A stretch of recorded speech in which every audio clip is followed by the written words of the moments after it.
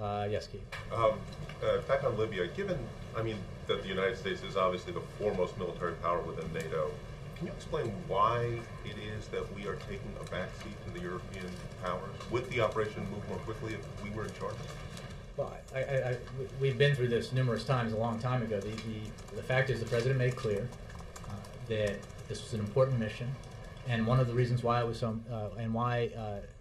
one of the reasons why it was worth doing was because we had international consensus that included our NATO partners as well as allies in the region participating in it.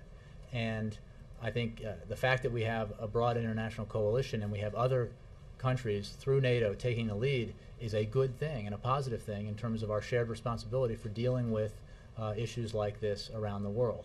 And I think it's fair to say that we cannot assume the burden for every action that needs to be taken around the world. That's why we have alliances. That's why we have partnerships. That's why we have the United Nations. If I can follow up, isn't the result of this though more killing in Libya? You've talked about certain. Here's your misunderstanding, Keith. Like that it would be better if Gaddafi was removed. So if more military force were brought to bear, wouldn't that abet the process of removing Gaddafi? Keith, you may have been on vacation when we had this debate. Well, the United Nations debate goes on because there's a sense that a lot of these things have not been accomplished, and if there were more military forces, more stronger military forces in the region, that these things might get accomplished more quickly. I understand this is new, and this is what's going on now. These things haven't happened. Gaddafi's still there.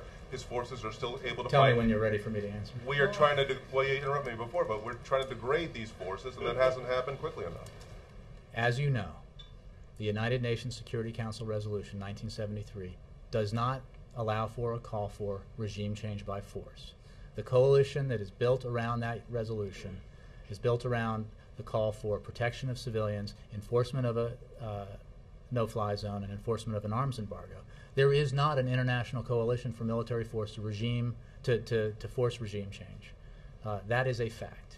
We are taking other measures, as we have described numerous times, to put pressure on Gaddafi, using non-lethal means to do that. If you are arguing that the United States should unilaterally use force to remove Muammar Gaddafi from power, that is an argument that can be made and others have made, but it is an argument that this president does not agree with and that is not shared by many people. I did not say unilaterally. We are in a quote-unquote kinetic military action. Why not apply the maximum kinesis to that action? To remove Gaddafi by force. Not just that. You said that was one of the ancillary things that could help the central goal, which is the UN resolution. Why not apply maximum force to do that? Well, because that's not called for under the Security Council resolution that we are operating under, that is authorized. I'm not just calling about Gaddafi's removal. You should have this debate in the op-ed pages somewhere. I think our policy is clear, and I think, and I've answered them. Let me move on. Andrei, пожалуйста. Thank you.